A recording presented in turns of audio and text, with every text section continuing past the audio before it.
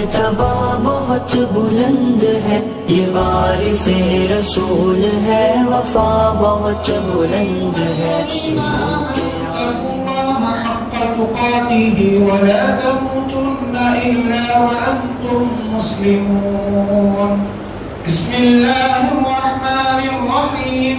يا أيها الناس اتقوا ربكم الذي خلقكم من نفس واحدة وخلق منها زوجها وبث منهما رجالا كثيرا ونساء واتقوا الله الذي تساءلون به والأرحام إن الله كان عليكم رقيبا۔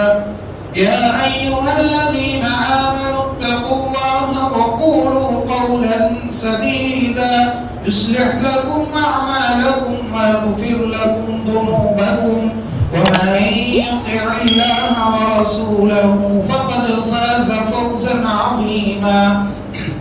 أما بعد فإن خير الحديث كتاب الله وخير الهدي هدي محمد صلى الله عليه وسلم وشر الأمور محدثاتها وكل محدثة بدعة وكل بدعة ضلالة وكل ضلالة في النار۔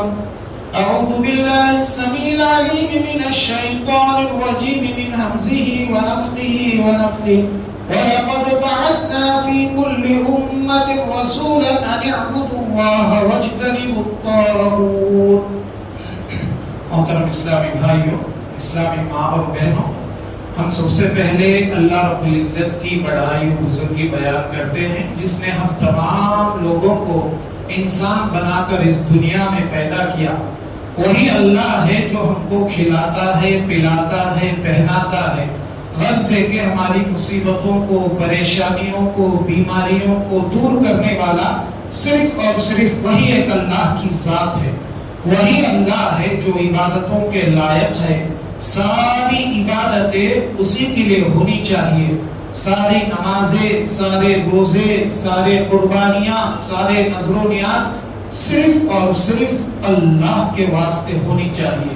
لاکھوں درود و سلام نازل ہو تمام انبیاء علیہ السلام پر، خصوصاً آخری نبی، پیارے نبی جناب محمد الرسول اللہ صلی اللہ علیہ وسلم پر، جن کی محنتوں سے، جن کی کوششوں سے آج ہم سب لوگ اسلام کے سائے کے نیچے جگہ لے رہے ہیں۔ اللہم صلی علی محمد وعلی آل محمد کما صلیت علی ابراہیم وعلى آل إبراهيم إنك حميد مجيد۔ اللهم بارك على محمد وعلى آل محمد كما باركت على إبراهيم وعلى آل إبراهيم إنك حميد مجيد۔ محترم سامعین، خطبہ مسنونہ کے بعد آپ کے سامنے سورۃ النحل کی آیت کریمہ تلاوت کی گئی۔ اس آیت کریمہ کی روشنی میں آج آپ کے سامنے توحید کی عظمت کیا ہے وہ بتانے کی کوشش کروں گا۔ اللہ سے دعا ہے اللہ مجھے حق بات کہنے، اس پر عمل کرنے، آپ لوگوں کو حق بات سننے، اس پر عمل کرنے کی توفیق عطا فرمائے۔ محترم اسلامی بھائیوں، اسلامی ماں اور بہنوں، اللہ قرآن مجید میں فرماتے ہیں وَلَقَدْ بَعَثْنَا فِي كُلِّ أُمَّةٍ رَسُولًا أَنِ اعْبُدُوا اللَّهَ وَاجْتَنِبُوا الطَّاغُوتَ۔ اس دنیا میں ہم نے جتنے بھی رسول بھیجے، ہر نبی کی دعوت، ہر رسول کی دعوت کیا تھی؟ ہر نبی، ہر رسول لوگوں کو اللہ کی طرف بلاتا تھا اور طاغوت سے بچنے کی تعلیم دیتا تھا۔ یہ طاغوت کیا ہے؟ یہ کل ما عبد من دون اللہ فهو طاغوت۔ طاغوت کس کو کہتے ہیں؟ اللہ کو چھوڑ کر آپ جس کی بھی عبادت کی جائے وہ طاغوت ہے۔ چاہے درخت کی عبادت ہو، چاہے پتھر کی عبادت ہو، چاہے بت کی عبادت ہو، چاہے درگاہ کی عبادت ہو، اللہ کو چھوڑ کر جس کی بھی پوجا کی جائے، جس کی بھی عبادت کی جائے وہ طاغوت ہے۔ تو پیغمبر دنیا میں آتے تھے لوگوں کو طاغوت سے بچانے کے لیے۔ یہ عقیدہ توحید ایک بہت اہم چیز ہے۔ جب تک ہم اس عقیدے کو نہیں سمجھیں گے ہمارا ایمان بیکار ہو جائے گا اور ہمارے نیکیاں برباد ہو جائے گی۔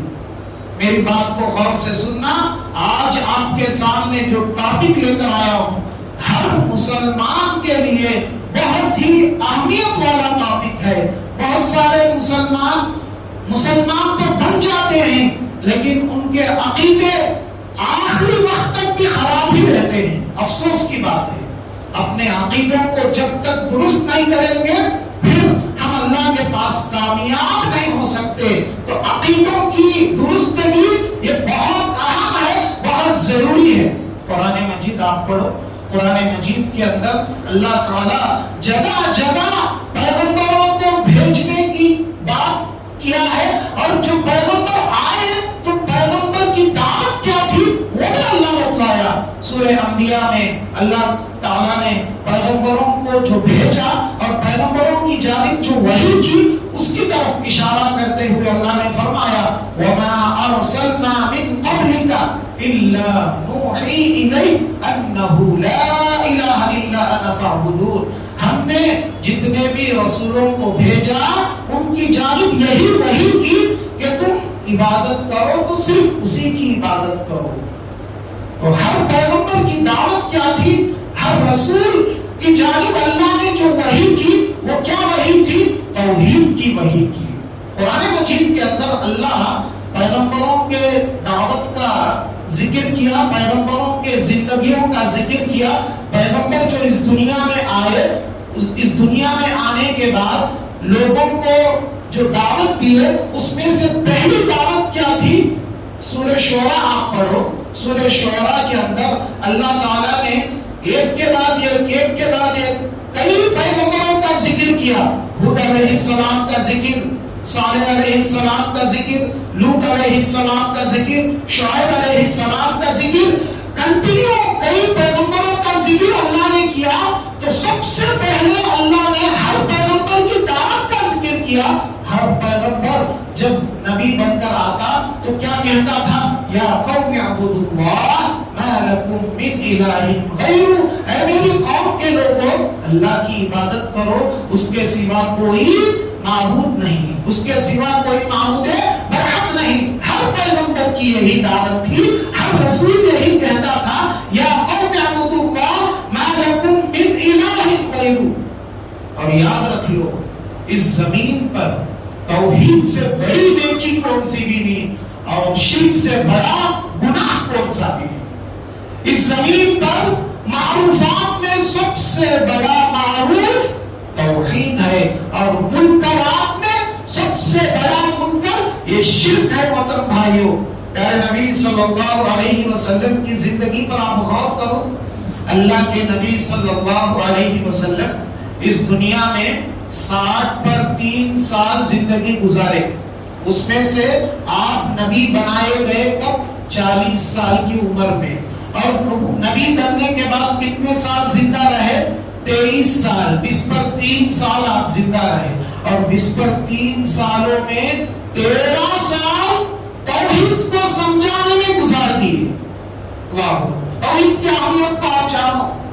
اللہ کے نبی صلی اللہ علیہ وسلم نبی بننے کے بعد صرف 20 پر 3 سال رہے, وہ 20 پر 3 سال میں بھی 13 سال توحید کو سمجھاتے رہے, توحید کو بتاتے رہے.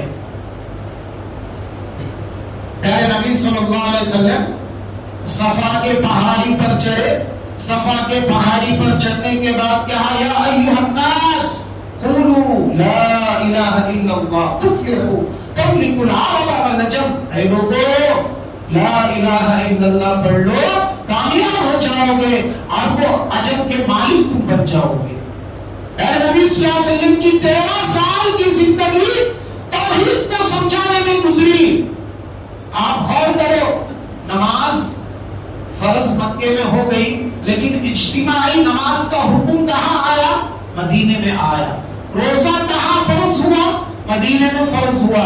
زکات کہاں فرض ہوا, مدینے میں فرض ہوا. حج کہاں فرض ہوا, مدینے میں فرض ہوا. نکاح کے احکامات, طلاق کے احکامات کہاں آئے, مدینے میں آئے. بیع و شراء, کاروبار کرنے کے جو احکامات آئے وہ کہاں نازل ہوئے, مدینے میں نازل ہوئے.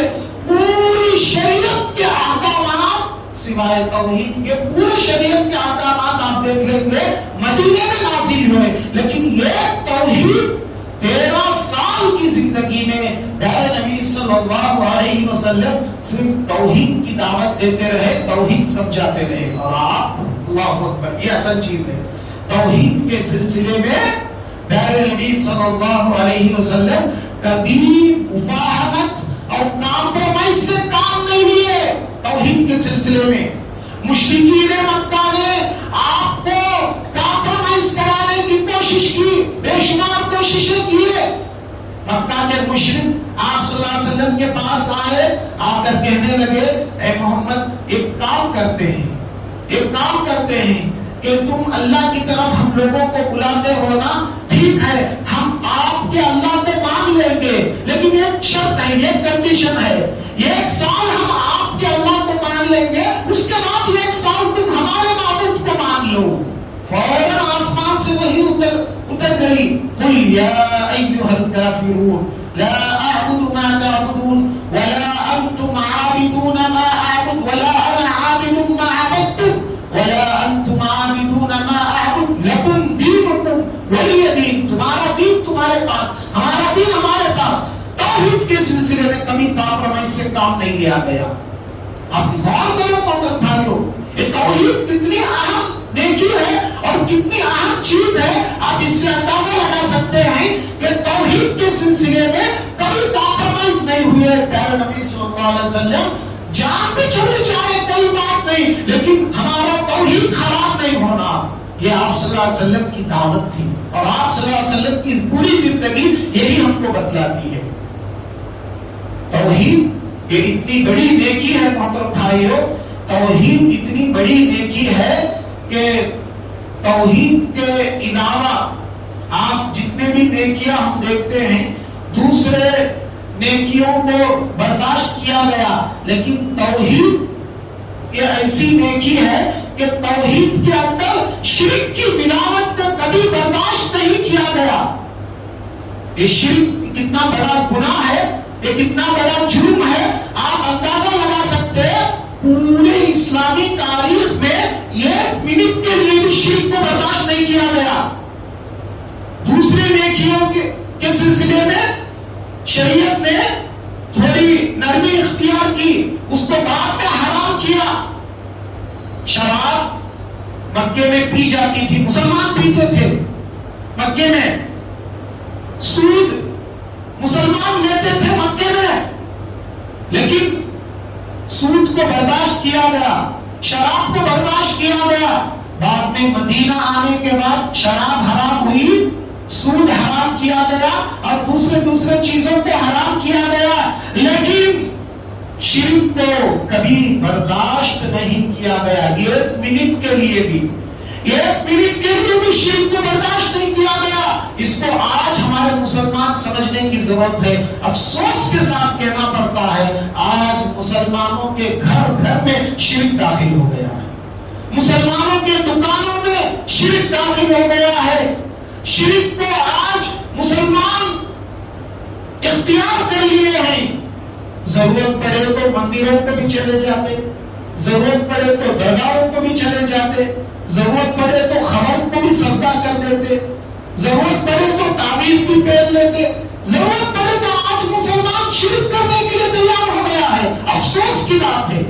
ایسا کیوں؟ ایسا اس لیے ہو رہا ہے کہ آج کا مسلمان توحید کی عظمت کو نہیں سمجھا، توحید کی اہمیت کو نہیں جانا۔ ارے توحید کیا ہے آج کے مسلمان کو معلوم نہیں ہے، اس وجہ سے آج کا مسلمان جو ہے شرک کر رہا ہے۔ محترم بھائیو آگے بڑھیے، میں آپ کو بتانے کی کوشش کروں گا کہ توحید یہ ایسی چیز ہے کہ جب تک ہمارے زندگیوں میں توحید نہیں آئے گا، کل قیامت کے دن ہمارے نیکیوں کا دفتر نہیں کھلے گا۔ اللہ اکبر۔ توحید کے بغیر ہمارے نیکیوں کا دفتر وہاں نہیں کھلے گا۔ آپ دنیا میں کتنے سے کتنی بڑی نیکی کر لو، بھوکوں کو کھلا لو، مسکینوں کو کھلا لو، محتاجوں کے اوپر پیسوں کی بارش برسا دو، کتنا بھی خرچ کر لو، اگر آپ کے پاس توحید نہیں ہے تو توحید کے بغیر آپ کے نیکیوں کا دفتر ہی نہیں کھلے گا، اس لیے کہ آپ کی نیکیاں قبول ہی نہیں ہوں گی۔ آپ کے پاس توحید نہیں تو آپ کی نیکیاں نہیں قبول ہی نہیں ہوں گی تو پھر آپ کتنے نیک کام کر لیں تو بھی کیا فائدہ؟ صحابہ اکرام نے عبداللہ بن جدعان کے بارے میں سوال کیا. یہ عبداللہ بن جدعان کون ہے؟ عرب کا ایک بہت نیک انسان، بہت نیک انسان، اچھے سے اچھے نیکیاں اس کے اندر اس کے پاس تھی.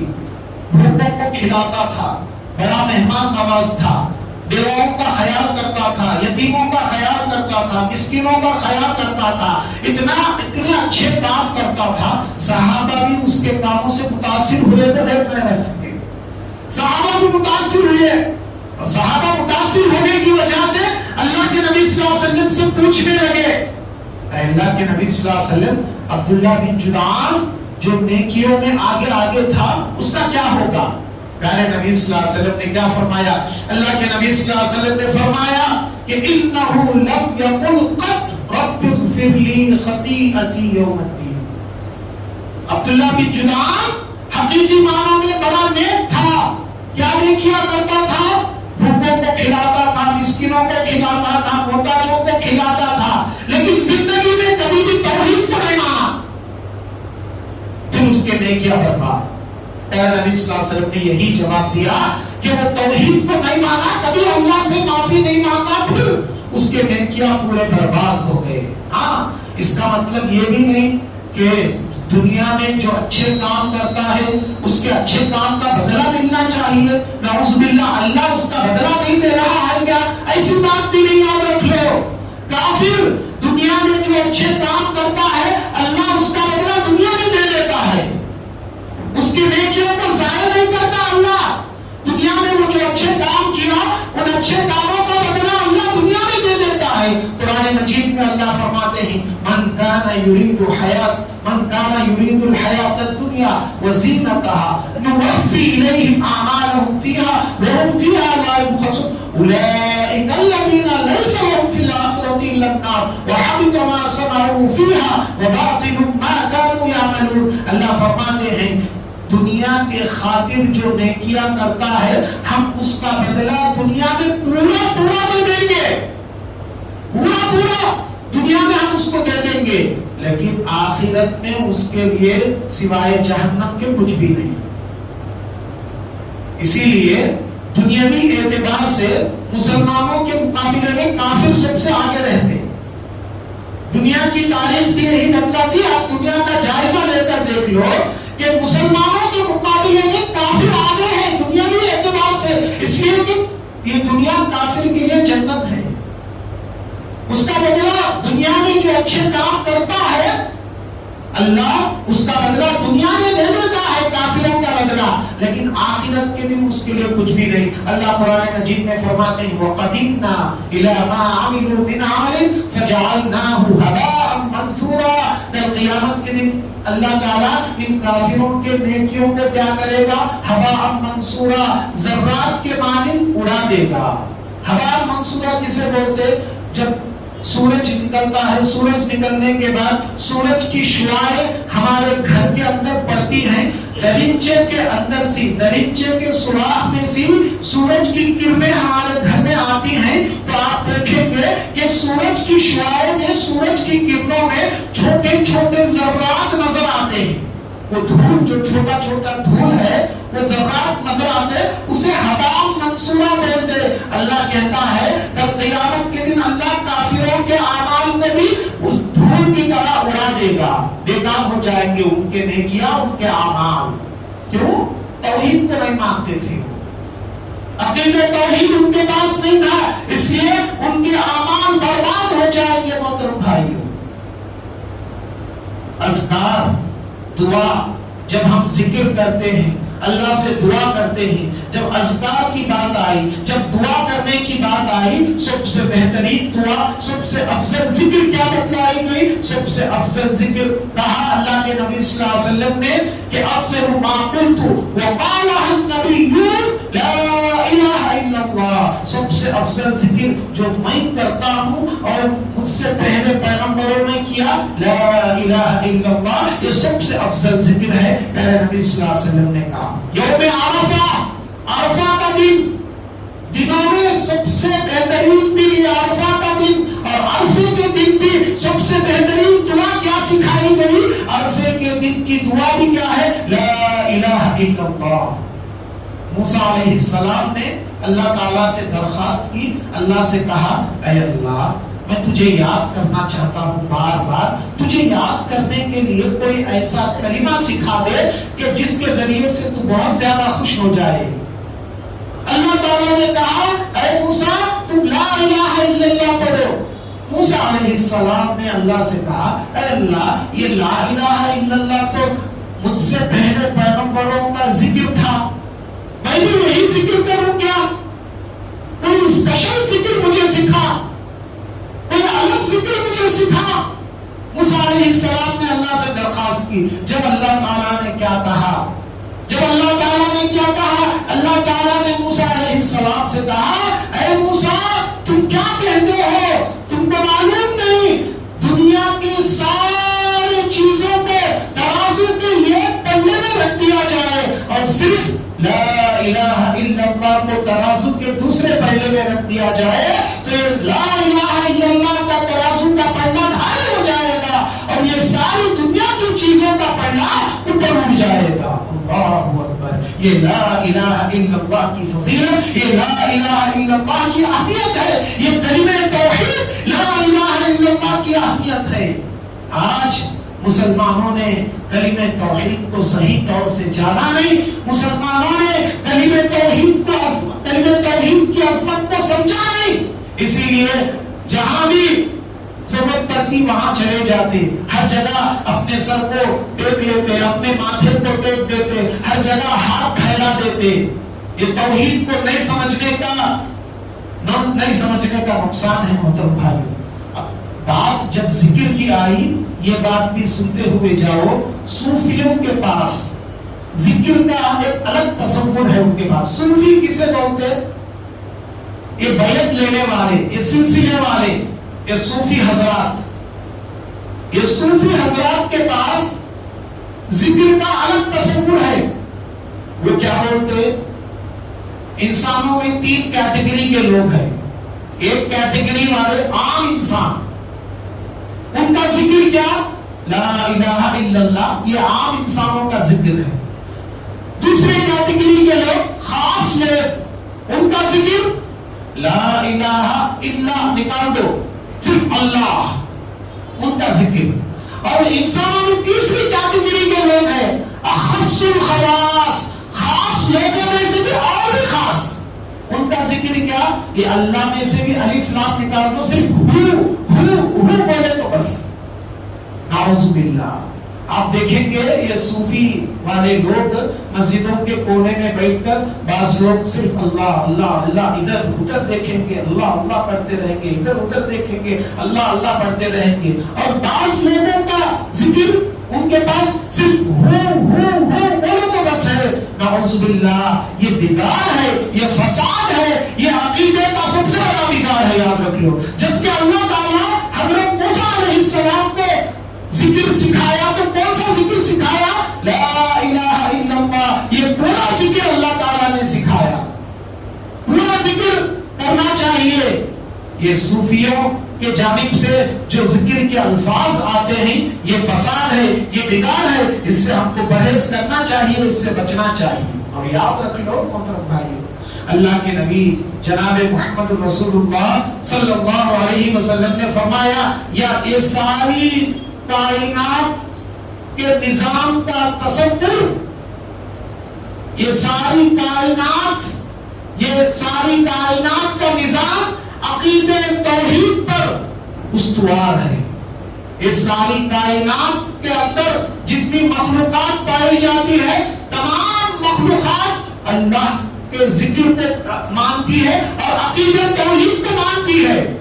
اللہ نے قرآن مجید میں فرمایا وَإِن مِّن شَيْءٍ إِلَّا يُسَبِّحُ بِحَمْدِهِ وَلَٰكِن لَّا تَفْقَهُونَ تَسْبِيحَهُمْ۔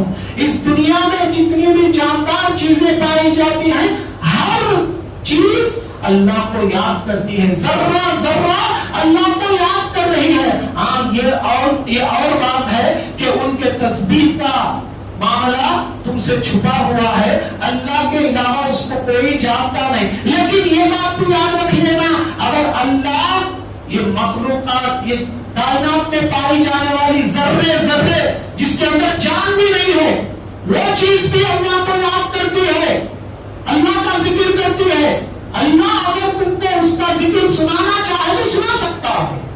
جیسے صحیح بخاری کی حدیث میں عبداللہ بن مسعود رضی اللہ تعالیٰ عنہ فرماتے ہیں، ہم اللہ کے نبی صلی اللہ علیہ وسلم کے ساتھ بیٹھ کر کھانا کھا رہے تھے، ہم نے کھانے کے دانوں سے اللہ کی تسبیح کو سنا. کھانے کے دانوں سے اللہ کی تسبیح کو سنا. یہ اللہ کی مرضی ہے، اللہ اگر سنانا چاہے تو پھر وہ تسبیح سنا سکتا ہے، یہ اللہ کی مرضی ہے. جیسا کہ اللہ تعالیٰ نے کھانے کے دانوں سے اللہ کے تسبیح کا ذکر سنایا. یہ کوئی ایسی ویسی بات نہیں سی، صحیح بخاری کی روایت ہے، صحیح بخاری کی حدیث ہے کہ صحابہ نبی صلی اللہ علیہ وسلم کے ساتھ کھانا کھا رہے تھے، کھانے کے دانوں سے تسبیح سنے صحابہ. اور کائنات کو دیکھنے والے یہ بتلاتے ہیں کہ کائنات کے اندر کچھ پھول ایسے ہیں، جب اذان ہوتی ہے تو کھلتے ہیں، اور جب اذان ختم ہو جاتی ہے تو پھر بند ہو جاتے ہیں. کائنات میں کچھ پھول ایسے ہیں جو اذان کی آواز سے کھلتے ہیں، اور جب اذان ختم ہو جاتی ہے تو بند ہو جاتے ہیں. یہ اللہ کے ذکر کے طریقے اللہ کے کائنات میں لوگوں کو بتانا چاہے تو بتاتا ہے. یہ سب باتوں کا خلاصہ کیا ہے محترم بھائیوں؟ ان سب باتوں کا خلاصہ یہی ہے کہ عقیدہ توحید کو یہ کائنات کی اندر پائی جانے والی ذرے سے ذرے چیز جانتی ہے، لیکن افسوس کے ساتھ کہنا پڑتا ہے انسانوں کو آج تک عقیدہ توحید کی اہمیت معلوم نہیں ہوئی، عقیدہ توحید کی عظمت معلوم نہیں ہوئی. عقیدہ توحید کیا ہے آج مسلمان جانتا نہیں. یہ خون کے آنسو رونے کی بات ہے. آج ہمارے گھروں میں شرک داخل ہو گیا ہے، آج ہمارے دکانوں میں شرک داخل ہو گیا ہے، ہمارے مکانوں میں شرک داخل ہو گیا ہے. کیسے ہمارے گھروں میں کیسے شرک داخل ہو گیا؟ آج دیکھو مسلمان اپنے آپ کو مسلمان کہنے والے کتنے ایسے گھر ہیں، ان کے گھر میں آپ داخل ہوں گے تو دیکھیں گے ان کے گھروں کے اندر تعویذ لٹکا ہوا ہے، یا کچھ گھروں کے اندر ایک بوتل لے کر آ گئے، وہ بوتل کے اوپر لال کپڑا پہنا کر اس کو لٹکا لیے. اور کچھ گھر ایسے ہیں نارنج لے کر آ گئے، نارنج لے کر آئے، اس کے اوپر ہرا کپڑا پہنائے، وہ گھر کے سامنے لٹکا دیے. اور کچھ گھروں کے سامنے سفید پتھر لٹکا ہوا ہے.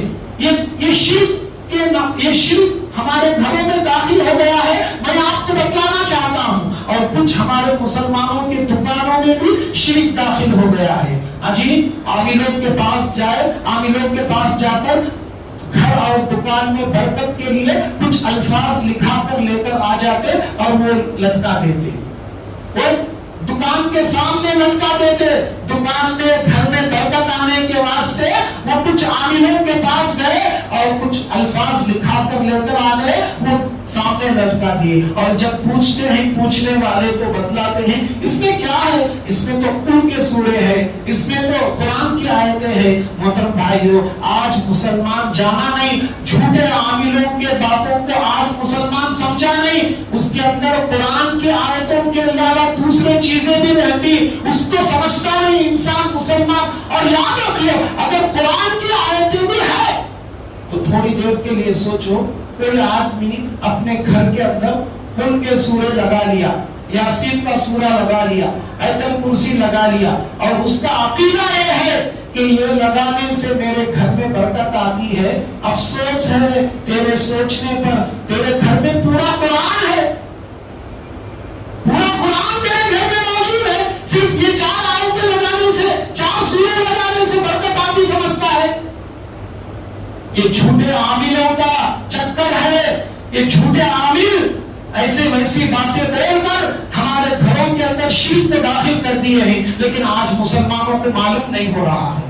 پورا قرآن گھر میں موجود ہے، پھر یہ 4 سورے لگا دیے تو برکت آتی سمجھتا. اتنا انسان کی سوچ دیکھو، کتنی بگڑ گئی ہے، کتنا خراب ہو گیا. اگر انسان ٹھنڈے دل سے اگر سوچے گا اس کو بات سمجھ میں آئے گی کہ ہمارے گھر میں، ہمارے دکان میں، ہمارے عقیدوں میں کیسے شرک داخل ہو گیا ہے. محترم بھائیو یاد رکھ لو، زندگی میں اگر شرک آیا ہے اب تک نہیں معلوم ہو کر گھروں کے اندر ایسے ویسے چیزیں لگا لیے تھے تو اللہ معاف کرنے والا ہے. اللہ سے توبہ کیجئے اور گھروں کے اندر سے، دکانوں سے یہ سب چیزوں کو نکال کر پھینکیے. اللہ پر یقین رکھیے، اللہ پر بھروسہ کیجئے. اللہ آپ کی زندگی میں، آپ کے گھروں میں، آپ کے مال میں، آپ کی دکانوں میں برکت دے گا. یہی اصل چیز ہے جو آپ کو میں بتانا چاہتا تھا. اللہ سے دعا کرتے ہیں اللہ تعالیٰ مجھ کہنے والے، آپ سبھی سننے والوں کو کہیں سنی باتوں پر کہنے سننے سے زیادہ عمل کرنے کی توفیق عطا فرما. اے اللہ ہمارے گھروں میں جو شرک داخل ہو گیا ہے، اے اللہ شرک سے توبہ کرنے کی توفیق عطا فرما. مسلمانوں کو عقیدہ توحید کی عظمت کو سمجھنے کی توفیق عطا فرما. اے اللہ مسلمانوں میں جو بیمار ہیں اللہ انہیں شفاء عاجلہ، صحت کاملہ عطا فرما. اے اللہ مسلمانوں میں جو قرض دار ہیں اللہ ان کے قرض کی ادائیگی کی سہولتیں پیدا فرما. اے اللہ جو پریشان حال ہیں اے اللہ ان کی پریشانیوں کو دور فرما. اے اللہ جو غیر شادی شدہ نوجوان لڑکے، نوجوان لڑکیاں گھروں میں بیٹھے ہوئے ہیں اے اللہ ان کے لیے اچھے سے اچھے نیک رشتوں کا تو انتظام فرما. اے اللہ ہم کو جب تک اس دنیا میں باقی رکھ، ایمان کی حالت میں باقی رکھ. جب ہم کو اس دنیا سے لے لے تبھی ایمان کی حالت میں لے لے. آمین یا رب العالمین.